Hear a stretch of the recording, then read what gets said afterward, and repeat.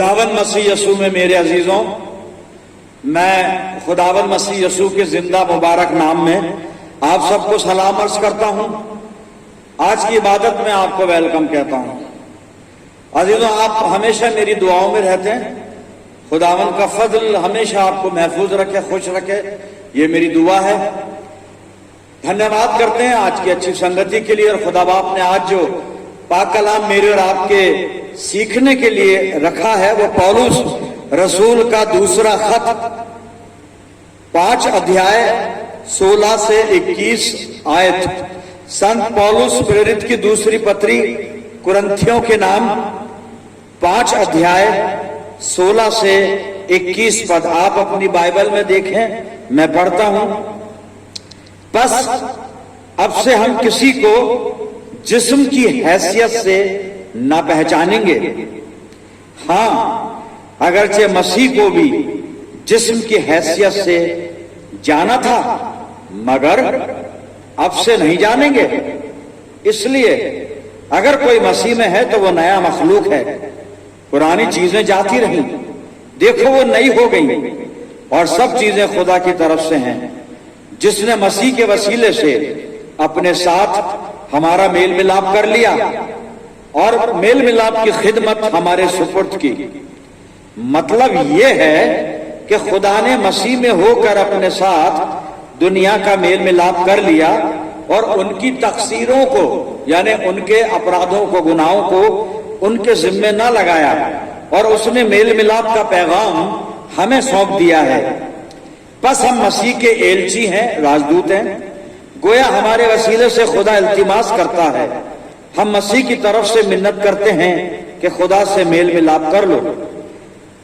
जो गुनाह से वाकिफ न था, उसी को उसने हमारे वास्ते गुनाह ठहराया, ताकि हम उसमें होकर खुदा की रास्तबाजी हो जाएं।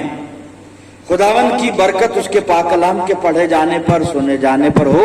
आमीन। आइए दुआ करें। खुदावन हमारे प्यारे आसमानी बाप, ये वक्त है तेरे जिंदा मुबारक कलाम पर मेडिटेशन करने का। हम में से हर एक को पाक रूह का मसा अता फरमा कि हम पवित्र आत्मा की अगुवाई में होकर तेरे वचन को समझें, सीखें और अपनी जिंदगियों में इसको जज्ब करें, और प्रभु इसको अपनी जिंदगियों में प्रैक्टिकल शेप दे सके। खुदा बाप, हमारे चारों तरफ अपने पाक फरिश्तों की सेना का बाड़ा बांधना कि शैतान किसी भी तरह से हमें दखल ना देने पाए। प्रभु जी, होने दे वचन रूपी बीज हमारे दिल की जमीन पर जब गिरता है, हमारी जिंदगियों में जड़ पकड़े, बहुत सा फल लाए। और जब हम तेरी वेदी पर से उठकर यहां से रुखसत होते हैं तो तुझसे बहुत सी आत्मिक आशीषें लेकर जाने वाले हों। पिता परमेश्वर, अपने आप को हर प्रकार से तेरे इख्तियार में देते हैं, और ये प्रार्थना तेरे प्यारे पुत्र और अपने उद्धार करता प्रभु यीशु मसीह के जिंदा और मुबारक नाम के वसीले से मांगते हैं। सुन और कबूल कर ले। आमीन। प्रियजनों, एक बार फिर परमेश्वर का धन्यवाद करते हैं इस अच्छे वक्त के लिए। खुदा आपने हमें मौका दिया। और आज जो वचन का हिस्सा मैं आपके सामने पढ़ रहा था, Paul's second epistle to Corinthians chapter 5 and verse 16 to 21 up to end of the chapter। और ये दूसरा कुरिन्थियों 5 अध्याय है और इसकी 21वीं आयत को देखें। आज इस पर बातचीत करेंगे। आप अपनी बाइबल में देखिए, दूसरा कुरिन्थियों 5:21। जो गुनाह से वाकिफ न था, यानी जो हिंदी वर्जन में है, जो पाप से अज्ञात था, उसी को उसने, यानी किसने? परमेश्वर ने हमारे वास्ते गुनाह ठहराया, ताकि हम उसमें होकर, यानी प्रभु यीशु मसीह में होकर खुदा की रास्तबाजी हो जाएं, परमेश्वर की धार्मिकता हो जाएं। इंग्लिश वर्जन में भी मैं पढ़ देता हूं। For he made him who knew no sin to be sin for us, that we might become the righteousness of God in him. प्रभु यीशु मसीह में परमेश्वर ने हम गुनाहगारों के लिए अपने इकलौते बेटे खुदावंद मसीह यीशु को गुनाह ठहरा दिया, पाप ठहरा दिया। और प्रभु यीशु मसीह, जिसके बारे में यहाँ पे 21वें पद में लिखा है कि जो गुनाह से वाकिफ न था, जो पाप से अज्ञात था, उसी को परमेश्वर ने हमारे लिए पाप ठहरा दिया। ताकि हम प्रभु यीशु मसीह के द्वारा परमेश्वर की धार्मिकता हो जाएं। हम परमेश्वर की धार्मिकता जैसा जीवन, हम जैसे परमेश्वर का जीवन है धार्मिक, पवित्र, शुद्ध, हर तरह से अच्छा, हम वो बन जाएं। और ये किसके द्वारा परमेश्वर ने किया? प्रभु यीशु मसीह के द्वारा। और पौलुस यहां पर 2 कुरिन्थियों 5:19 में वो बता रहा है कि परमेश्वर ने प्रभु यीशु मसीह के द्वारा हम पापियों से मेल मिलाप कर लिया, बल्कि पूरी गुनाहगार दुनिया से मेल मिलाप कर लिया। और इस पूरे काम के पीछे जो इसका निचोड़, सारांश, लंबे लुबाब ये है जो 21वें पद में पौलुस लिखता है कि खुदा ने, परमेश्वर ने उसको जो पाप से ज्ञात था, अर्थात प्रभु यीशु मसीह को हमारे लिए पाप ठहराया, ताकि हम प्रभु यीशु मसीह के द्वारा परमेश्वर की धार्मिकता बन जाएं। हम दो बातें हैं यहां पर। एक तो वो व्यक्ति यानी प्रभु यीशु मसीह जो पाप से अज्ञात है, जिसने कोई गुनाह ना करा, जो गुनाह से वाकिफ ना था, किसी भी प्रकार का पाप उसने नहीं किया, उसको इस्तेमाल किया परमेश्वर ने और हमारे लिए किया। क्या इस्तेमाल किया? कि हम गुनाहगार, हम पापी, हम धार्मिक बन जाएं, हम गुनाहगार पवित्र बन जाएं, हम परमेश्वर की संतान बन जाएं, हम परमेश्वर के योग्य बन जाएं। और हम जैसे गुनाहगारों का प्रभु यीशु मसीह के द्वारा मन फिराने के बाद, यानी हमारा मन फिराने के बाद परमेश्वर से मेल मिलाप हो जाए। जो हमारे और खुदा के बीच में जो गुनाह है, उस गुनाह को परमेश्वर ने प्रभु यीशु मसीह के ऊपर डाल दिया, लाद दिया। हमारे सारे पापों को तख्ती पर लिखकर उसकी पीठ पर कीलों से जड़ दिया गया, जो पौलुस लिखता है अपने खतूत के अंदर।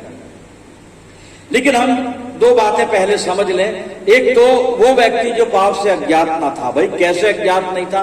तो दो हवाले में पढ़ूंगा आपके सामने, और ये पत्रस की पत्री में, पहला पत्रस मैंने निकाल लिया है और वहां पर ये मिलेंगे हमारे को दोनों हवाले। पहला पत्रस और 2 अध्याय, और मैंने पहले 21 से और 23 पद आपके सामने मैं पढ़ूंगा मेरे अजीजों। और यहाँ पे लिखा है, यानी जो पाप से अज्ञात था प्रभु यीशु मसीह, उसके बारे में हम कंफर्म करने वचन से पहले फिर आगे चलेंगे। पहला पत्रस 2:21 से और 23।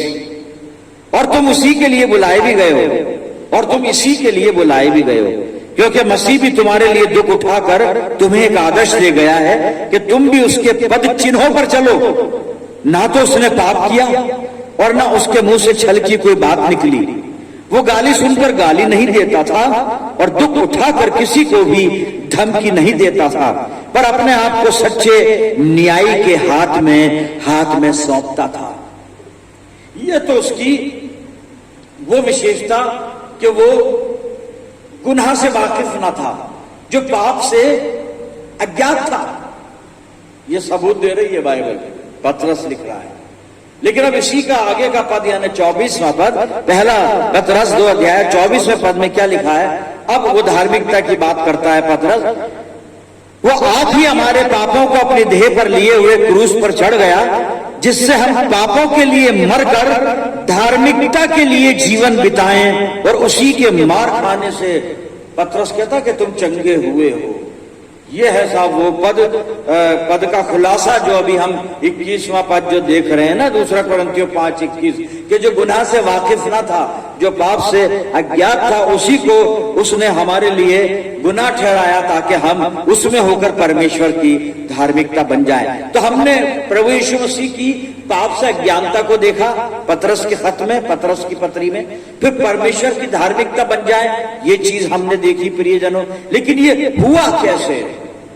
थोड़ा सा प्रैक्टिकल देखा जाए तब बात समझ में आएगी कि प्रभु यीशु मसीह ने हम गुनाहगारों को धार्मिक बनाने के लिए खुद को, जो कि धार्मिक था, खुद को जो कि बेगुनाह था, गुनाहगार बना दिया, ताकि हम परमेश्वर की धार्मिकता बन जाएं।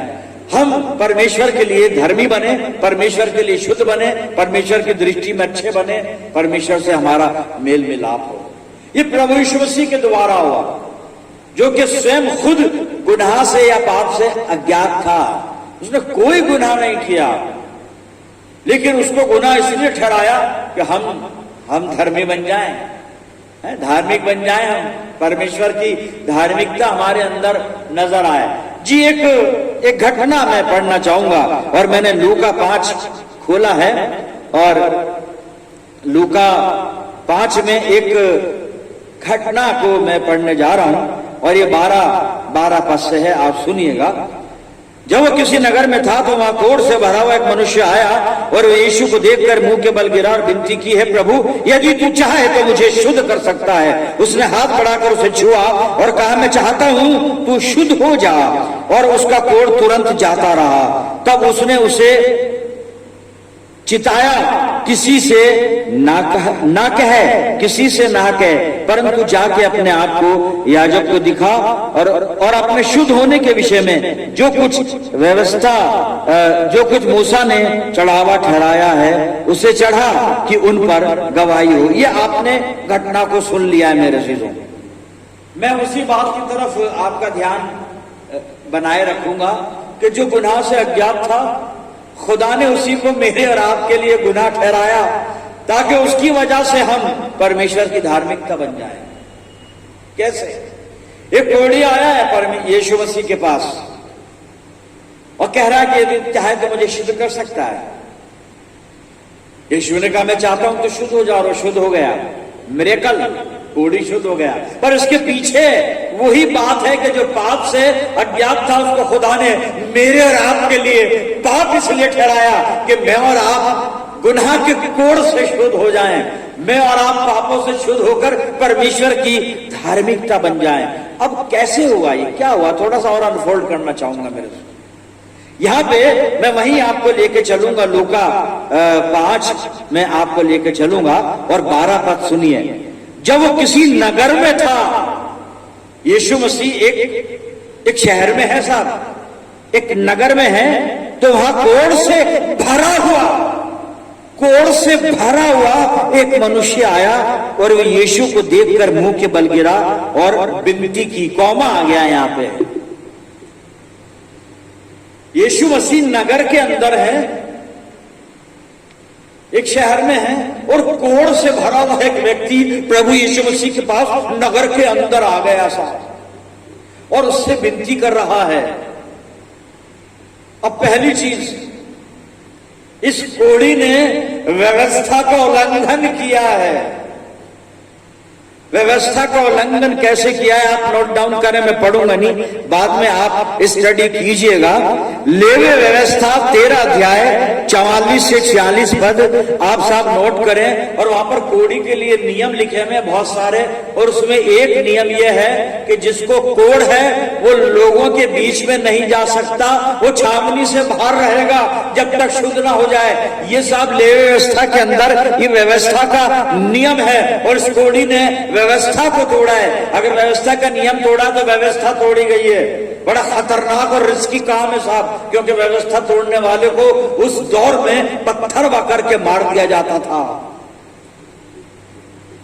लेकिन इसने नियम तोड़ दिया, क्योंकि उसके सामने दुनिया का बनाने वाला मौजूद है, खुदावंद मसीह यीशु।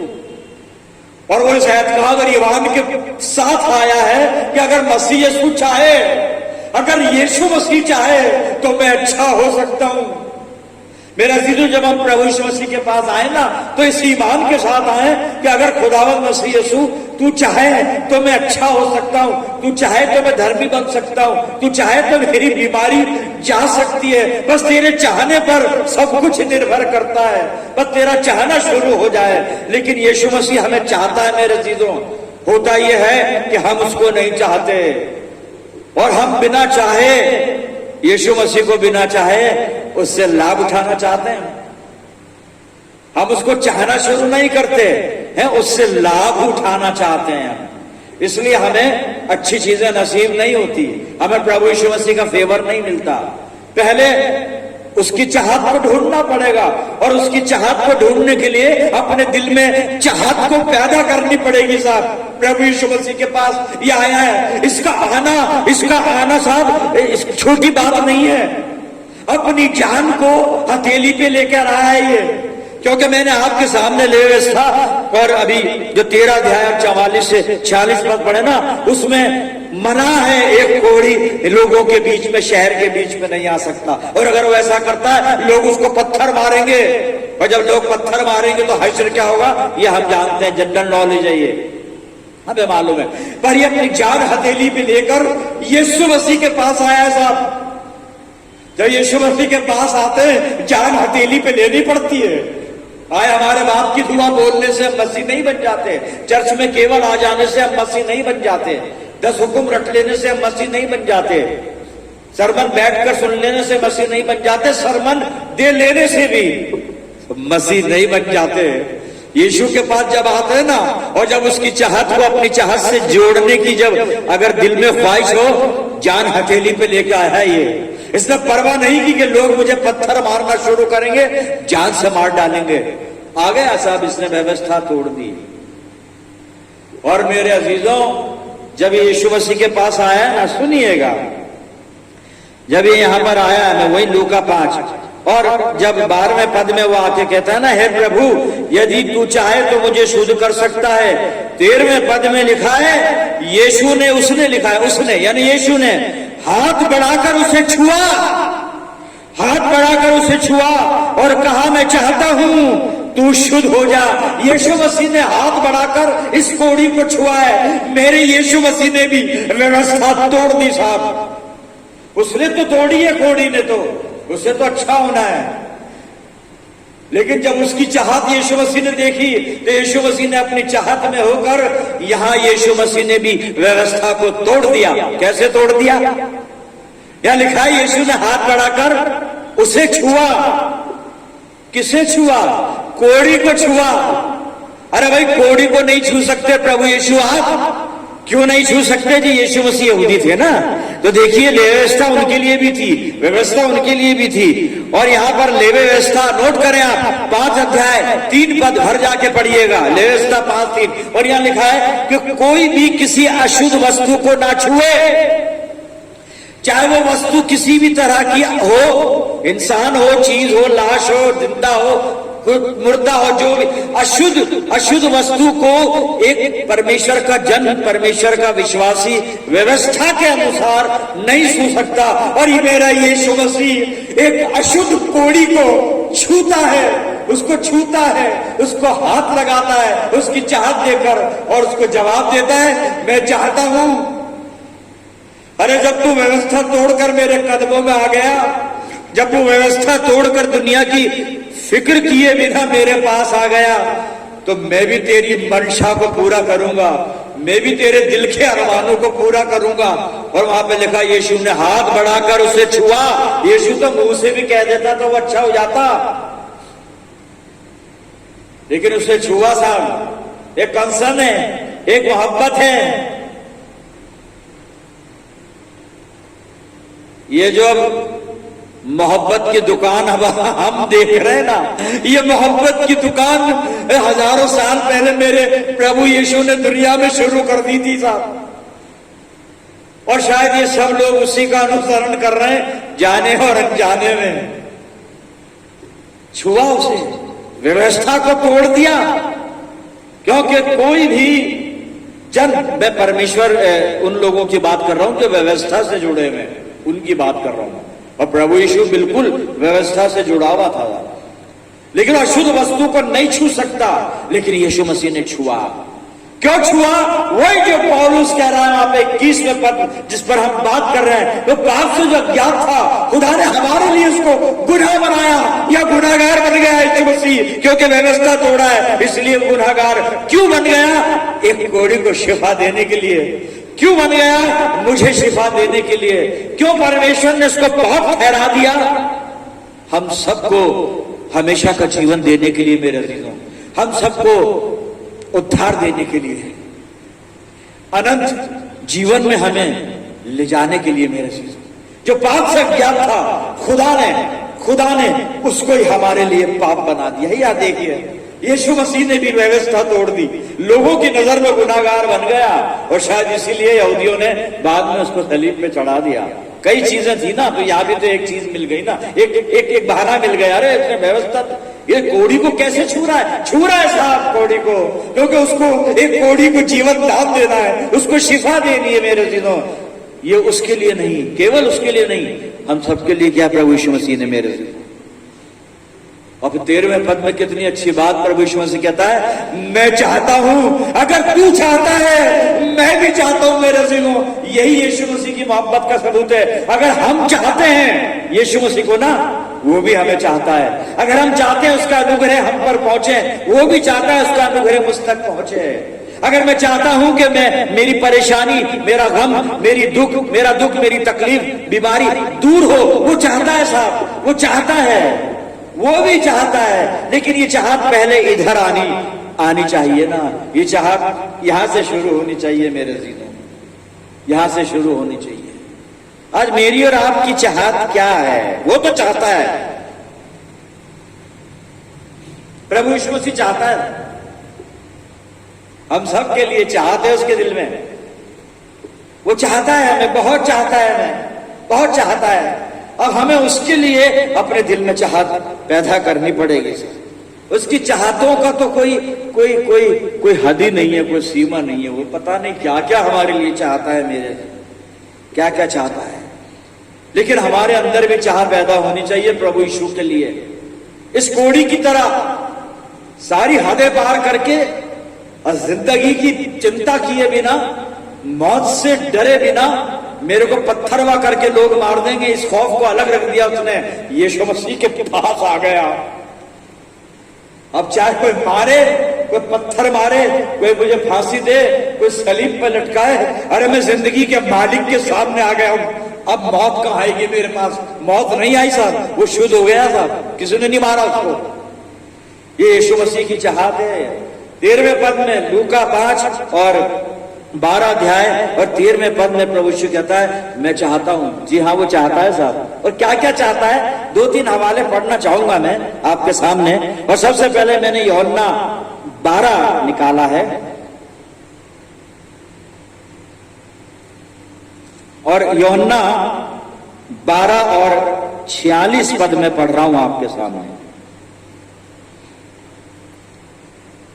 46 पद में लिखा है, यूहन्ना 12 46 पद में, मैं जगत में ज्योति होकर आया हूं, मैं जगत में ज्योति होकर आया हूं, ताकि जो कोई मुझ पर विश्वास करे वो अंधकार में ना रहे, वो अंधेरे में ना रहे। मेरे अजीजों, यीशु मसीह चाहता है मेरे और आपकी जिंदगी में जो अंधेरा है ना, जो मायूसी है, जो खालीपन है, जितनी भी नेगेटिविटी लाइफ में है, ये सब जिंदगी के अंधेरे हैं ये। लेकिन वो कहता है कि मैं इसलिए ज्योति बनकर आया हूं कि जो मुझ पर ईमान लाए वो अंधेरे में ना रहे। यीशु चाहता है आप अंधेरे में ना रहे। और अगर आप भी चाहते हैं कि आप अंधेरे में ना रहे, तो प्रभु यीशु मसीह के पास आ जाएं। लोग पत्थर मारने दीजिए, लोग आपको बकने दीजिए, लोग आपकी हंसी उड़ाने दीजिए, सारे बंधन तोड़ दें। इसने व्यवस्था को तोड़ दिया कोड़ी ने। बहुत मामूली बात नहीं थी उस जमाने में व्यवस्था को तोड़ना, सजाए मौत थी। एकदम धन्यवाद करें प्रभु यीशु का कि हम कुछ भी करते फिरें, बाहर चर्च के बाहर कुछ भी दंड फंद करते फिरें और आकर संडे को बैठ जाएं व्हाइट कपड़े पहनकर, तो हम बहुत अच्छे बन जाते हैं। हजारों लाखों कमाने के बाद एक छोटी सी रकम टाइड के रूप में हम चर्च में देकर हम सोचते हैं we are very much righteous.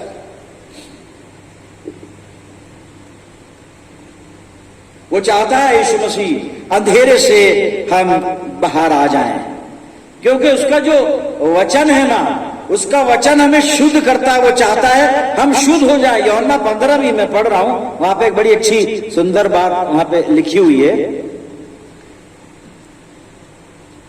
यूहन्ना 15 मैंने निकाल लिया और 3 पर सुनिए, तुम तो उस वचन के कारण जो मैंने तुमसे कहा है शुद्ध हो। वो चाहता है हम शुद्ध बन जाए, तो इस वचन को हृदय से लगाना पड़ेगा। ये उसकी चाहतों का सिलसिला बता रहा हूं। सबसे पहले तो चाहता कोई अंधेरे में ना रहे, क्योंकि अक्सर हम जिंदगी गुजर जाती है, उम्र गुजर जाती है, हम अंधेरे में भटकते रहते हैं, आखिर तक हमें पता नहीं पड़ता कि रोशनी है कहां, जबकि रोशनी तो है हमारे सामने। वो कहता है मैं दुनिया का नूर हूं, जो मेरे पीछे चलेगा वो कभी ठोकर नहीं खाएगा जी। उसका वचन हमें शुद्ध करता है, क्योंकि वो चाहता है हम शुद्ध हो जाएं, हम शुद्ध हो जाएं।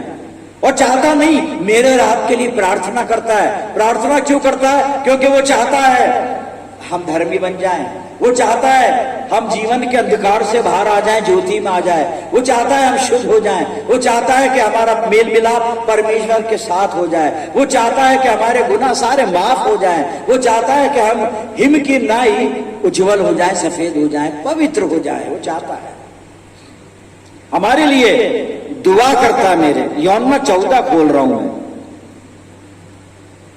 यूहन्ना 14 नहीं, यूहन्ना 17 अध्याय। मैं यूहन्ना 17 अध्याय निकाल रहा हूं प्रियजनों, और उसका 8 और 9 पद सुनिएगा। प्रभु यीशु मसीह किस प्रकार से प्रार्थना करता है।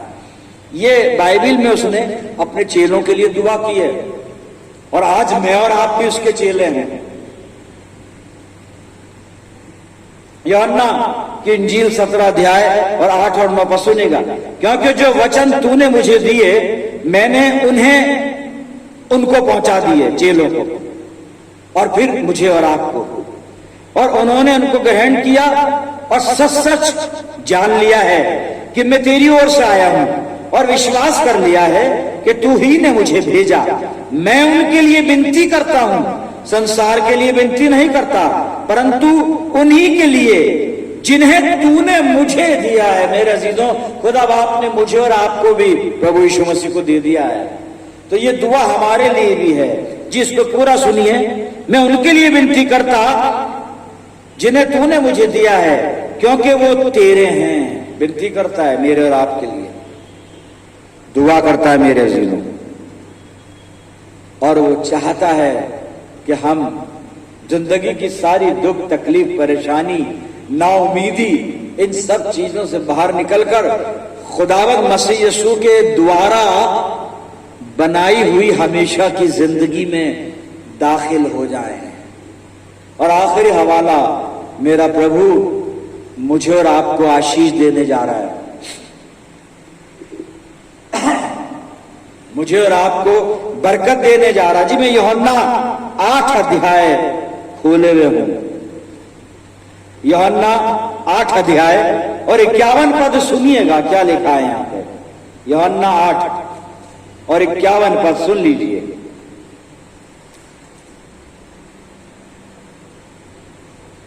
मैं तुमसे सच सच कहता हूं, मैं तुमसे सच सच कहता हूं, यदि कोई व्यक्ति मेरे वचन पर चलेगा तो वह अनंत काल तक मृत्यु को ना देखेगा। चाहता है हम उसके वचन पर चलें ताकि अनंत काल तक मृत्यु को ना देखेगा। मेरी और आपकी चाहत क्या है मेरे अजीजों? हम क्या चाहते हैं? खुदावंद मसीह यीशु मुझे और आपको हमेशा की जिंदगी देने के लिए बुला रहा है। मुझे और आपको जिंदगी के अंधेरे से बाहर लाकर और हमेशा की रोशनी में रखने के लिए बुला रहा है। प्रभु यीशु मसीह की चाहत है कि मैं और आप अपनी जिंदगी के सब दुखों से रिहाई पा लें, छुटकारा पा लें। प्रभु यीशु मसीह की चाहत है कि हम अपने गुनाहों से शुद्ध हो जाएं, मन फिराकर। और खुदावंद मसीह यीशु की चाहत है कि हमारा परमेश्वर से मेल हो जाए। मेरे अजीजों, खुदावंद मसीह यीशु हमारे लिए बहुत कुछ चाहता है, बहुत कुछ चाहता है। बस हम अपने दिल में प्रभु यीशु के लिए चाहत पैदा कर रहे हैं, उसके लिए अपने दिल में चाहत पैदा कर रहे हैं। आइए प्रार्थना करें। खुदावंद हमारे प्यारे आसमानी बाप, तेरा धन्यवाद करते हैं इस वचन के लिए प्रभु, जो हमें हर प्रकार से जागृत करता है और प्रभु यीशु मसीह के प्रेम और अनुग्रह में हमें मजबूत करता है। पिता परमेश्वर, हम धन्यवाद करते हैं अपने उद्धारकर्ता प्रभु यीशु के लिए कि जो हमसे इतना प्रेम करता है कि हर वक्त हमारी भलाई चाहता है, हर वक्त हमारा अच्छा चाहता है। हर वक्त चाहता है कि हम उसकी बरकतों में बने रहें। प्रभु जी हमको भी ऐसी पवित्र आत्मा दे कि हम भी प्रभु यीशु मसीह के लिए अपने दिलों में एक चाहत पैदा करके अपने प्रभु यीशु मसीह के पास चलें। प्रभु जी हमारी अगुवाई करना। मैं दुआ करता हूं जितने लोग मेरे साथ दुआ में हैं, इन सब अजीजों पर तेरी शफकत, रहमत और बरकत का साया हमेशा बना रहे। प्यारे खुदा बाप हम सब मिलकर पूरे आलम के लिए दुआएं खैर करते हैं। प्यारे खुदावंद इस कलाम को हमारी जिंदगियों में जड़ पकड़ने देना और बहुत सा फल लाने देना प्रभु, ये ऐसी तौफीक हमें अता करना। सब कुछ तेरे हवाले करते हैं प्रभु, और ये प्रार्थना तेरे प्यारे पुत्र और अपने उद्धारकर्ता प्रभु यीशु मसीह के जिंदा और मुबारक नाम के वसीले से मांगते हैं। सुन और कबूल कर ले, आमीन। अब हमारे प्रभु यीशु मसीह का अनुग्रह, पिता परमेश्वर का प्रेम, पवित्र आत्मा की सहभागिता हम सब के साथ, समस्त विश्वासियों के साथ, हमारी सब कलीसियाओं के साथ अब से लेकर हमेशा तक होती रहे, आमीन।